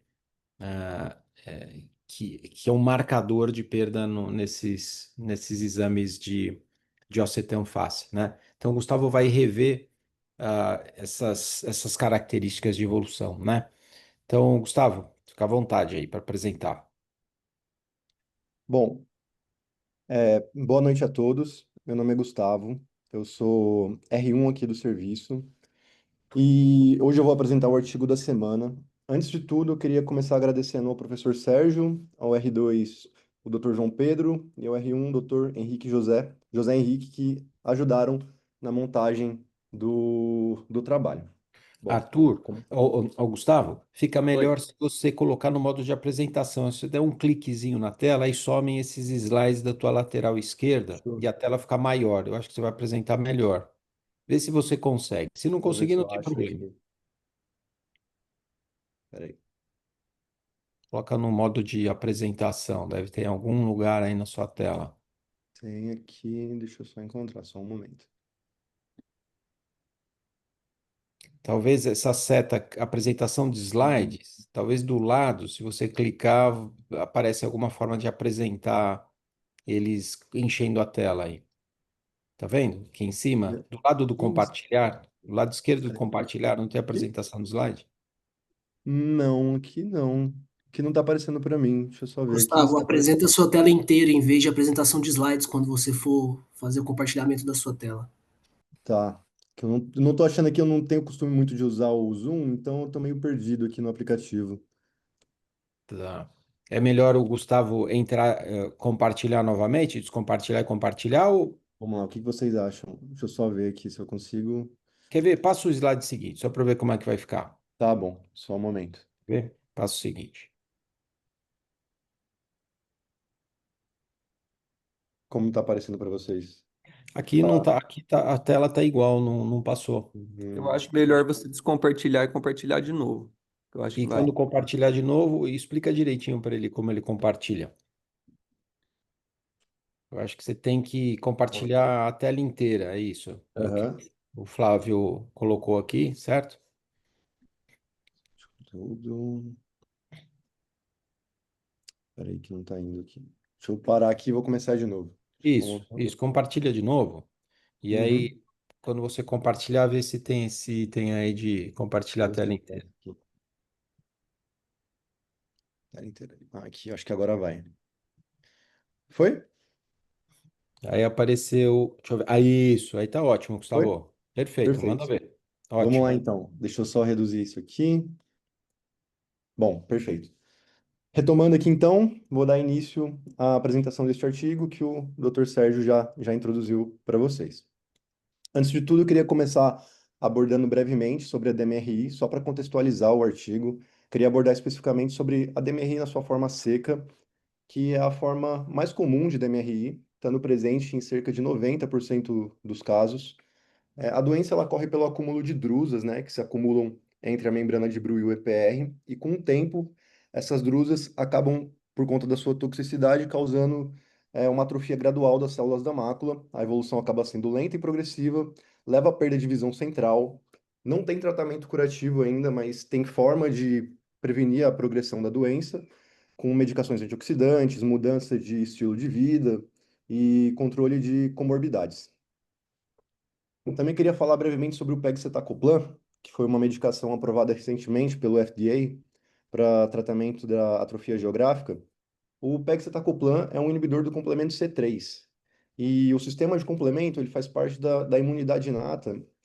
E quando ele está hiperativado, sabe-se que as células da retina, no contexto de DMRI, acabam sofrendo desse contexto de inflamação crônica.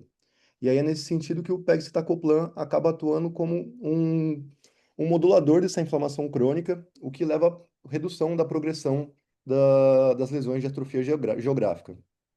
A posologia da medicação é feita na forma de injeções intravítreas, geralmente a cada mês ou 2 meses, e ela não reverte a atrofia já existente, mas ela previne a sua progressão. Agora, falando mais da atrofia geográfica especificamente, ela acaba caracterizando a forma avançada de DMRI na sua forma seca, e o acompanhamento da sua atividade, da sua progressão, acaba sendo difícil, porque a acuidade visual ela não é a forma a melhor forma de avaliar a atividade da doença, e acaba sendo uma avaliação até tardia. Você só percebe acometimento mesmo da acuidade visual quando tem acometimento da fóvea e da visão central. E os ensaios clínicos normalmente usam marcadores anatômicos para poder avaliar isso, só que ele não avalia de forma adequada o funcionamento dos fotorreceptores, o que acaba sendo uma limitação nesse sentido. E aí, nesse contexto que o ACT acaba entrando como uma ferramenta útil para poder acompanhar a atrofia geográfica, porque o ACT especificamente ele é capaz de avaliar a zona elipsoide, que é um marcador da função dos fotorreceptores, da sua vitalidade, e sabe-se que a perda da zona elipsoide antecede a perda do EPR. E falando especificamente da relação de perda de zona elipsoide e perda do EPR, eu trouxe uma imagem para elucidar melhor, ficar mais visual o que essa relação busca comparar. Em verde está a região que já houve perda de zona elipsoide e em azul a região em que houve perda do EPR. Essa imagem específica traz uma relação alta de perda de zona elipsoide em relação ao EPR. E no contexto do artigo, no contexto do estudo, essas relações mais altas acabam sugerindo uma doença mais ativa. Falando agora mais especificamente do objetivo do estudo e dos seus métodos, o estudo ele buscou fazer a avaliação dessa razão, né, ao longo do tempo. Primeiro, sem nenhuma interferência, e segundo, com a interferência do tratamento pelo pegcetacoplan. para poder avaliar se essa razão poderia ser usada como um biomarcador para a progressão da doença. No estudo foram utilizados 889 exames de OCT dos ensaios clínicos de fase 3, OACS e DERB, que compararam o uso do pegcetacoplan mensal, bimensal, com um grupo de pacientes placebo que não fez uso de nenhuma medicação. Nesse estudo, as áreas de EPR e de zona elipsoide que foram perdidas, elas foram medidas com algoritmos que usaram IA, e esses algoritmos eram validados. Os pacientes, nesse estudo, foram classificados em quartis, divididos em 4 grupos, né? Avaliados no início, em 12 meses e em 24 meses após o início do estudo. Todo esse estudo foi feito com base no OCT Spectralis da Heidelberg.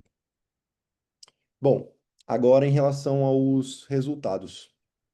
A distribuição dos grupos ficou dessa seguinte forma: 289 pacientes receberam pegcetacoplan mensalmente, 294 receberam a cada 2 meses e 306 foram os placebos. A idade média da população no estudo foi de 78,2 anos e a maioria das pessoas eram mulheres, 61%.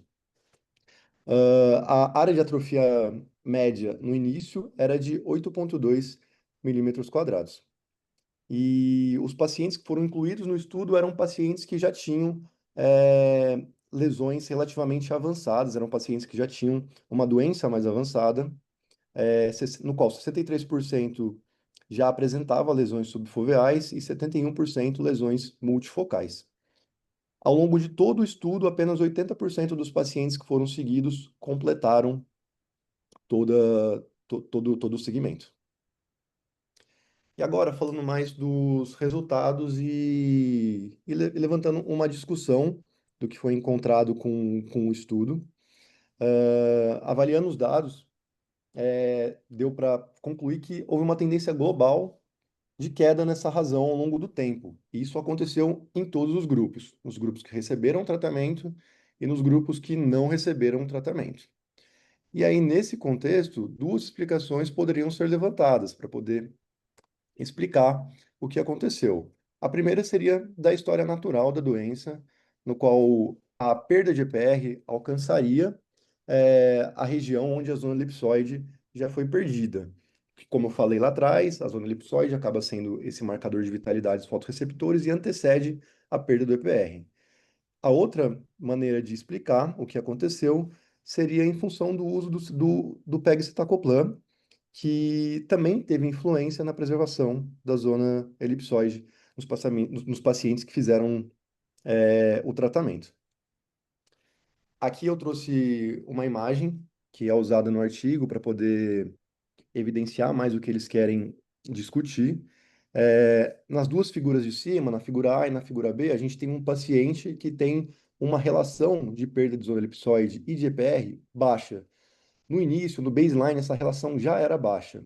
E 12 meses depois, essa relação se manteve baixa e a região atrófica não teve tanto crescimento.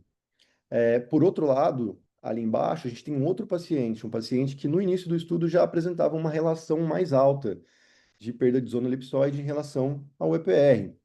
E com o tempo, 12 meses depois, pode-se perceber que a lesão, a atrofia geográfica, ela progrediu em tamanho e manteve, além de tudo, uma relação alta entre esses dois marcadores.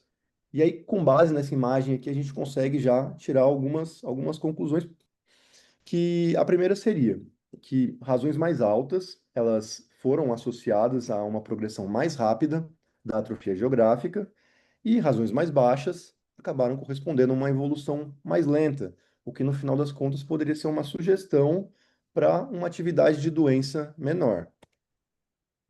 Agora falando dos pacientes que receberam um tratamento com pegcetacoplan, eu trouxe também outra imagem para poder ficar mais visual e mais claro o entendimento.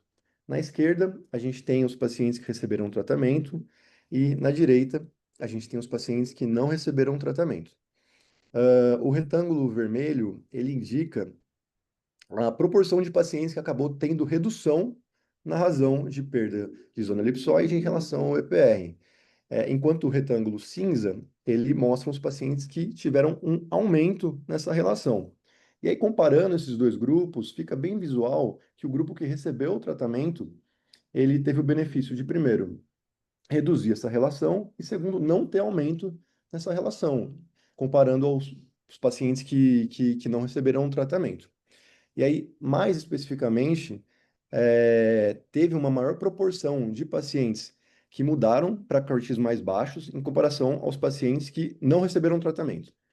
Outra coisa também que é importante evidenciar aqui é que os pacientes que foram classificados nos cortes mais altos, eles tiveram uma resposta ainda melhor com o pegcetacoplan, o que nos sugere de que os pacientes com doença mais ativa, com uma doença que tá em atividade, respondem melhor a essa medicação. Aqui é a imagem completa, trazendo todos os grupos para efeito de comparação. E agora, por fim, aqui, falando sobre a relevância clínica do que a gente pode extrair daqui. Para concluir, esse marcador, essa relação, ela pode acabar sendo um biomarcador útil, objetivo e prático para o contexto clínico. Por alguns motivos, ela pode ser útil. Primeiro, para poder fazer estratificação de risco dos pacientes que possuem DMRI na sua forma seca avançada e que possuem atrofia geográfica, para poder fazer monitoramento de resposta terapêutica, para ver se o tratamento está sendo efetivo em reduzir a atividade da doença, e também pode atuar como ferramenta para tomada de decisão clínica junto com outros fatores.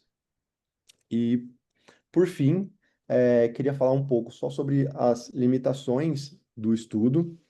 Primeiro, que o estudo ele foi uma análise pós-hoc, ou seja, a análise feita aqui ela não foi planejada como o objetivo primário dos trials, do Trial Oak e do Derby. E isso significa que os achados aqui evidenciados, eles foram exploratórios e não necessariamente confirmatórios. Outra coisa também importante de ser falada aqui é sobre as características da amostra, já que a maioria dos pacientes já apresentavam lesões grandes e avançadas. Como eu falei lá atrás, 63% com lesões subfoveais, 71% com lesões multifocais já no baseline. E isso acaba limitando um pouco a aplicabilidade para casos iniciais de atrofia geográfica.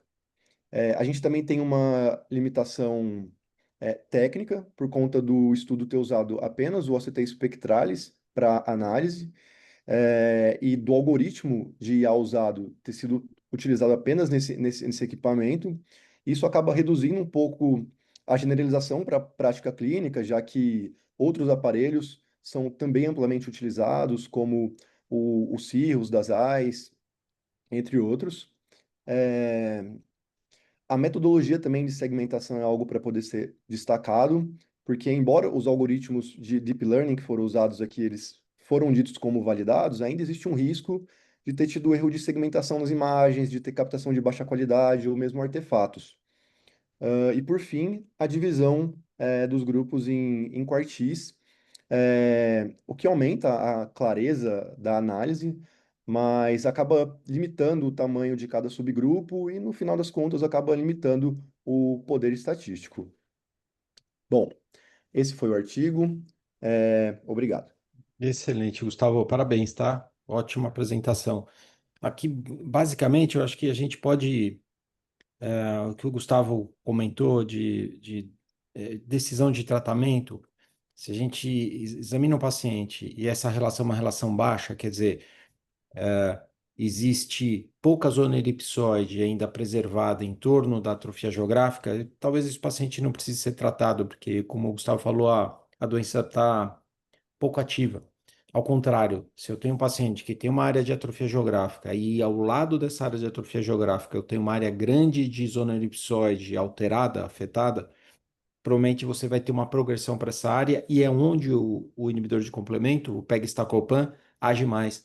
Então, é importante, a gente consegue definir o paciente que a gente vai tratar e consegue monitorar esse tratamento ao longo do acompanhamento. É uma ferramenta que é feita com inteligência artificial, então não dá para fazer isso sem essa ferramenta, mas é uma opção bem boa. É, Cleide, Jorge, vocês querem fazer algum comentário? Então, o exame da lipíside é um dos principais hoje biomarcador para decisão do tratamento, porque o grande momento nosso é que paciente tratar. Eu vi uma palestra lá no EURETINA falando não só da lipíside, mas da espessura da ganglionar externa, camada nuclear externa, em que os pacientes que às vezes tinham a lipíside, mas tinham um afinamento da camada nuclear externa, sugeria que você já tinha início de perda de fotorreceptor e atualmente a gente está começando a entender que a sequência é você primeiro perde o fotorreceptor para depois perder a epitélio pigmentado da retina. E quando você tem uma grande atividade da doença, você tem já uma perda de fotorreceptor e nesses pacientes parece que os inibidores de complemento têm uma maior atuação. Então, além da elipsoide, chamaria a atenção da espessura da camada nuclear externa. Ótimo. Excelente. Vamos seguir? Então, Luiz, você quer compartilhar? O Luiz vai para Luiz Carvalho é fellow, da retina cirúrgica, e ele vai apresentar, então, um caso bem complicado para a gente discutir. O áudio tá bom, professor? A imagem também tá boa? Tá ótimo, Luiz, tá ótimo. Então tá bom. Gente, boa noite a todos. Eu me chamo Luiz Eduardo, sou fellow aqui de retina cirúrgica aqui do serviço. Bom, primeiramente queria agradecer ao professor Sérgio por ter me orientado aqui na apresentação do vídeo cirúrgico, Dr. Leandro Cabral, Dr. André, pela orientação ambulatorial no pré e pós-cirúrgico. Dr. Pedro Braga por ter me cedido o caso. Foi um caso recente que a gente operou aqui no Hospital das Clínicas, em que o Dr. Pedro operou e eu era o instrumentador, estava auxiliando na cirurgia, e o Dr. Hugo também, que seguiu o caso no pré-operatório. Bom, nós temos uma mulher de 44 anos, procedente de São Paulo, que já chega pra gente relatando que tinha uma miopia muito alta.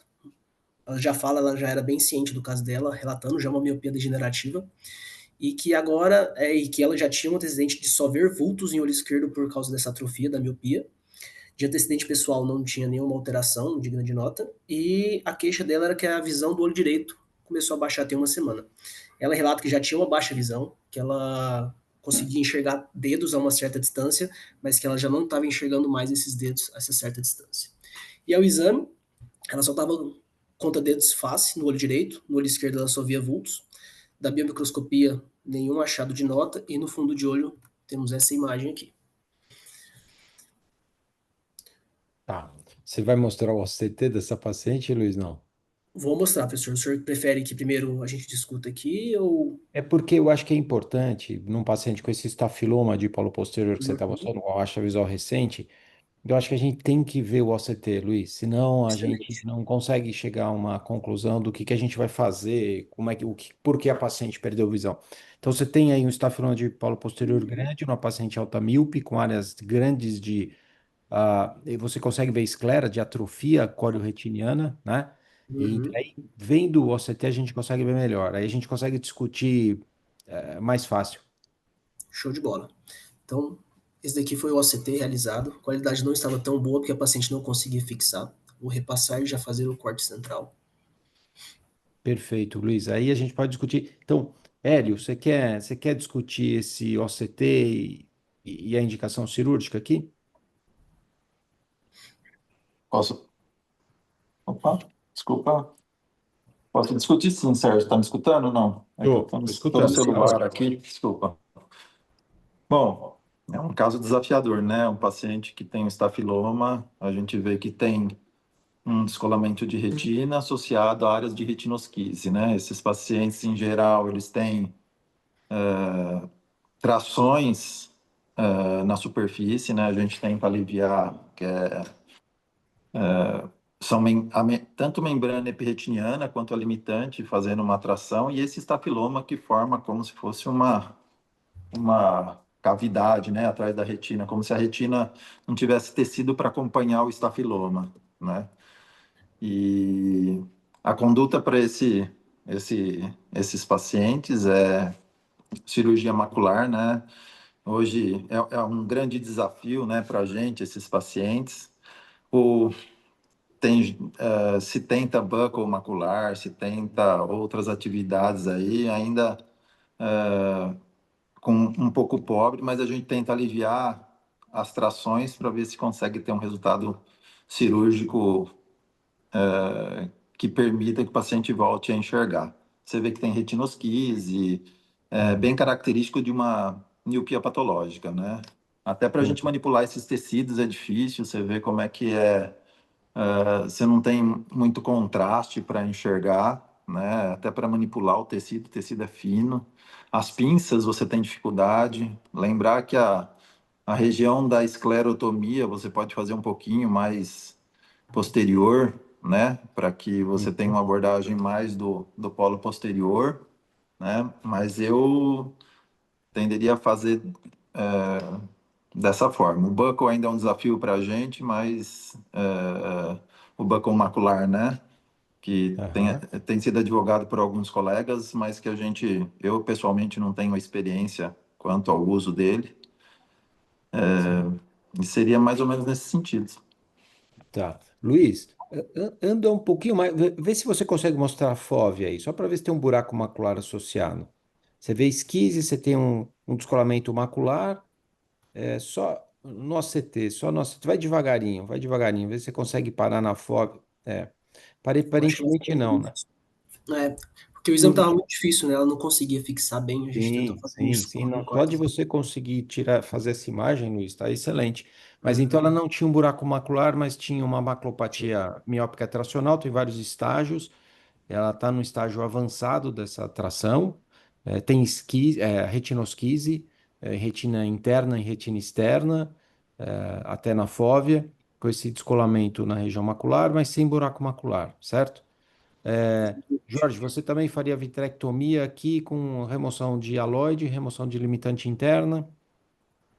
Alguma dica para essa cirurgia?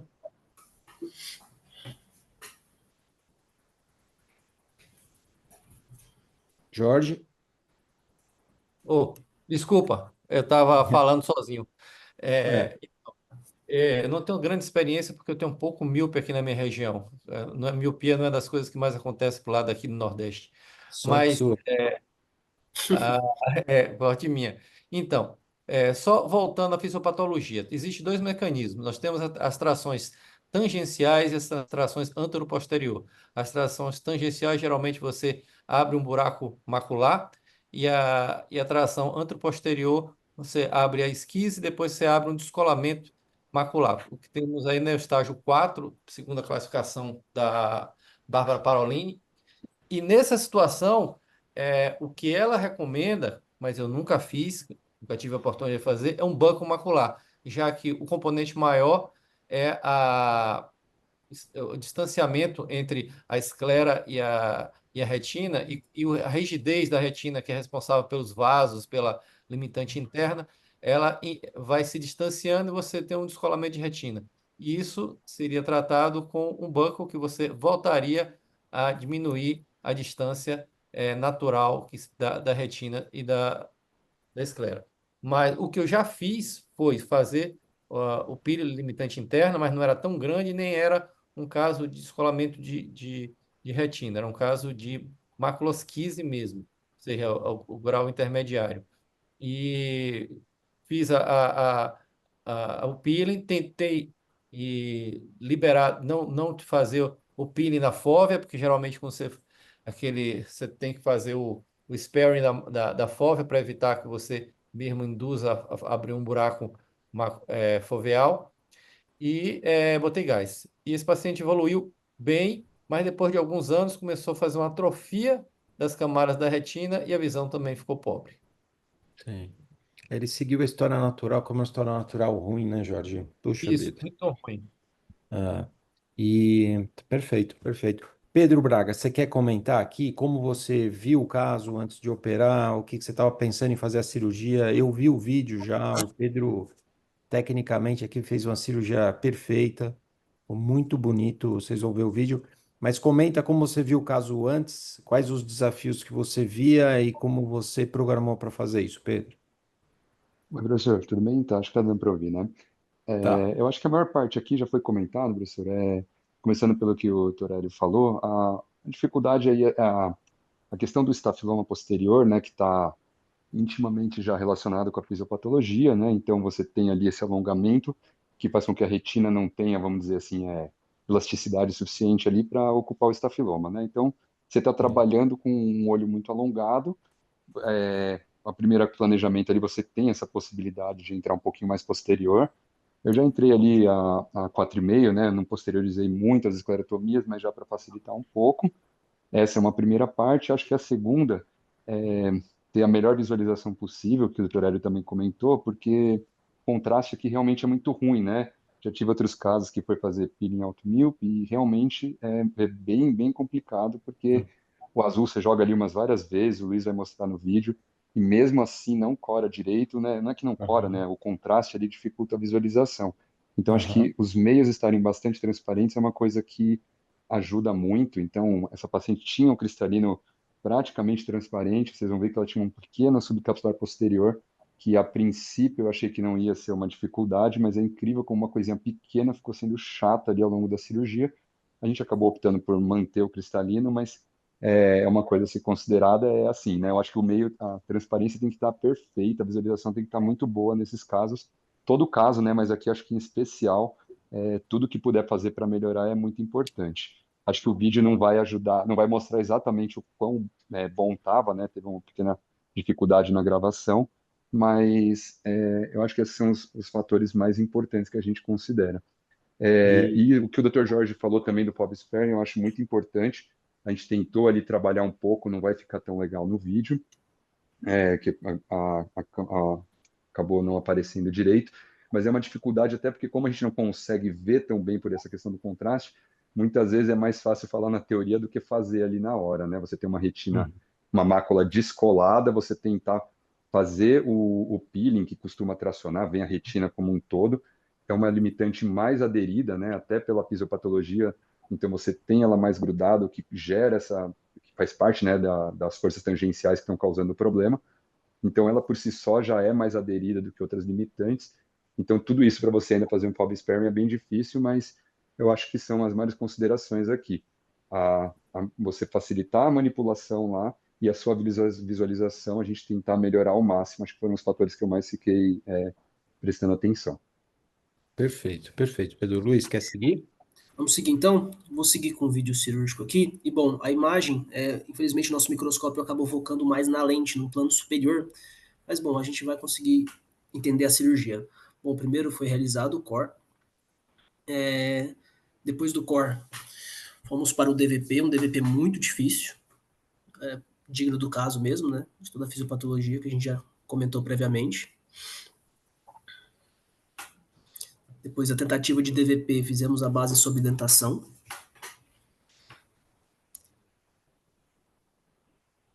E bom, agora aqui começa um pouco a diferença da cirurgia em si. Foi realizada uma meia troca, e depois da meia troca fizemos um conjunto, né, de azul tripã e azul brilhante para curar tanto qualquer tipo de membrana, barra hialoide, quanto a limitante.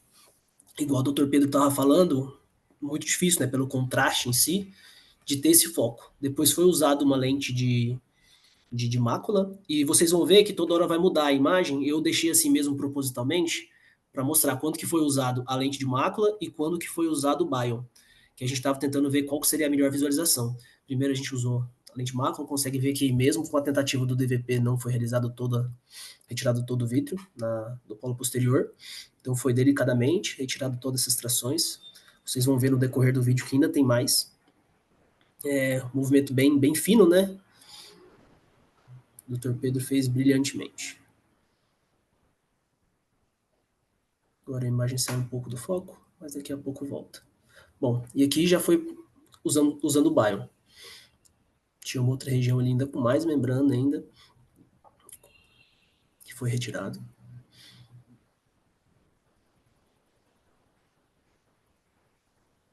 Depois de nos certificarmos que saiu toda essa parte que estava aderida ao polo posterior, coramos novamente, o vídeo vai mostrar.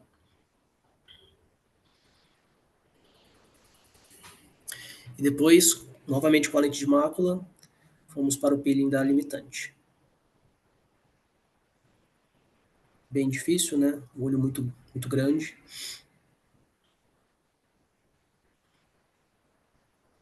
Vocês usaram pinças mais longas, Isso Luiz que eu e ia Pedro? Não, perguntar, professor, Pedro, você usou a pinça mais longa ou Não, não usei não, Ninho. Usei as pinças normais. Eu só posteriorizei um pouquinho a esclerotomia. Tá, E caso fosse, né, aqui a gente até poderia pensar um pouco mais. Aqui os trocáteres eles estão a 4,5 do limbo, nem foi tanto assim. tá. Ótimo. Porque, só falando, para quem não tem experiência, a pars plana dos automíopes, ela começa bem posterior, né? Então, a gente pode colocar 4,5, 5, a gente pode visualizar isso antes, né, com imagem, para ver até onde você pode ir, mas normalmente a pars plana vai até bem mais para trás, né? Certo, Pedro? Uhum. É isso que eu pensei, professor, na hora. Caso por eu tivesse alguma dificuldade para alcançar, na própria cirurgia você pode usar a iluminação numa mão, né, e dentar o outro lado, e você consegue ter uma boa noção para repassar esse trocáter um pouco mais posterior e facilitar. Mas Isso, aí não foi necessário. A certo. outra dica é você tirar o trocáter, você ir direto na E, antiprotomia, que Perfeito, você perfeito. ganha aí pelo menos mais 1 milímetro, porque tem olhos Uhum. tão compridos que mesmo com a pinça alongada é terrível. isso, isso. E Luiz, então vocês secaram, coraram, conseguiram tirar a hialoide, conseguiram tirar a limitante, uhum, mais ou menos pouparam a dissecção da região foveal, certo? exatamente. E daí vocês fizeram a troca fluido-ar e vocês Exato. E aí, tiraram. professor, é Ah, um diferencial que a gente fez nessa cirurgia, né, que a gente ficou questionando muito, mas assim, como sendo olho único e tudo que não poderia esperar, como está em falta o gás, né, nós deixamos óleo de silicone, que já era ótimo, mostrar.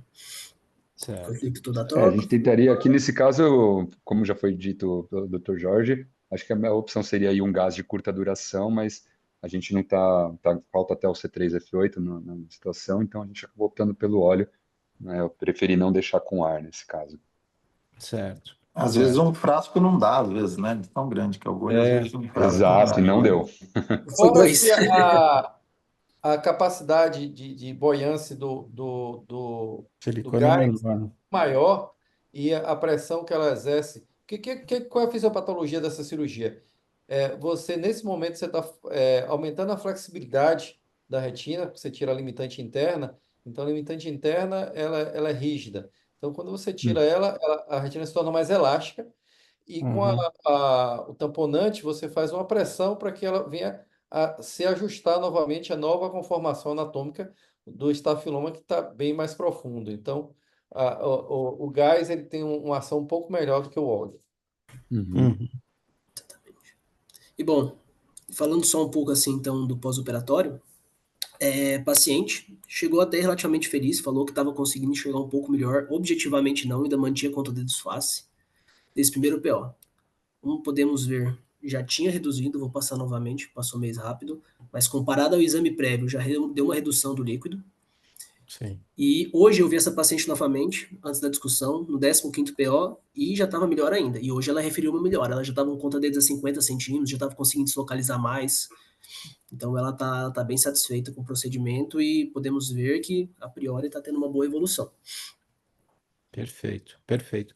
Soltou bem a retina, né? Você aliviou toda a tração. Acho que com essa reabsorção do líquido, o bombeamento, isso, a retina vai chegar a aderir lá atrás. Ah, Pedro, você fez até a arcada? Você passou da arcada ali, ó, a Não, limitante, você conseguiu cheguei na aliviar? arcada só, professor. Sim. Aquela primeira parte, que era um resto de aloide, que provavelmente alguma membrana pré ali retiniana também associada, aquilo a gente progrediu bastante. O peeling da limitante foi até a arcada. ótimo, excelente. Sabe que às Excelente. vezes, para começar, se tiver um estafiloma grande, às vezes para começar, dá para você começar nessa região onde fora um Uhum, pouquinho do estafiloma, e aí você Exato. consegue, às vezes a pinça não chega, dependendo da região, como um pouquinho A mais gente, anterior, né? Você parte dessas começa por membranas ali. pré, a gente tirou na borda do estafiloma também. A gente Sim. soltou ali, mostrou, não apareceu no vídeo, mas teve algumas áreas que a gente foi até a borda do estafiloma mesmo. que dava para ver bastante Perfeito. ali onde começava. É, Ótimo. é uma forma de Desafiador mesmo. você. Esse é um dos É, casos mais mais difícil. desafiadores, eu acho, né, para a gente. Exatamente, exatamente. Parabéns, viu, Pedro? E parabéns, viu, Luiz? O caso bem difícil, bem completo, caso avançado de maculopatia miópica tracional e com uma resolução com a cirurgia. Então, excelente. Eu acho que ela vai ganhar mais visão ainda. O problema é a história natural desses pacientes, que eles podem evoluir com isquemia da corocapilar. Esses pacientes têm uma coroide finíssima, finíssima. E eles acabam isquemiando e perforando essas placas de atrofia, de retina, acabam continuando, né? E mesmo que você resolva a tração. Então, a história natural não é boa, mas a resolução cirúrgica foi excepcional, excepcional. Então, parabéns, parabéns, viu, Pedro? Parabéns, Luiz, Obrigado, Luciano. excelente. Obrigado, professor. Então, olha, eu queria agradecer aqui todo mundo. Então, aqui no caso cirúrgico que o Luiz Carvalho apresentou e que o Pedro Braga operou, o artigo que o Gustavo Correia apresentou, a imagem que o Arthur Maniero apresentou e o caso clínico da Júlia Aragão. Queria agradecer a todos que discutiram aqui. Então, agora o Pedro Braga, o Jorge Rocha, o Hélio Primiano, a Cleide Machado, o André Kreutz, a Lívia Conce. Então, obrigado a todos, todos que assistiram, até o Mário Luiz Monteiro, que discutiu o caso clínico também. Então, agradecer a todos que assistiram aqui e a todos que vão assistir no YouTube, tá? E quinta-feira que vem a gente está de volta aqui. Boa noite para todo mundo, Obrigado, boa professor. sexta e bom fim de semana para todos, tá?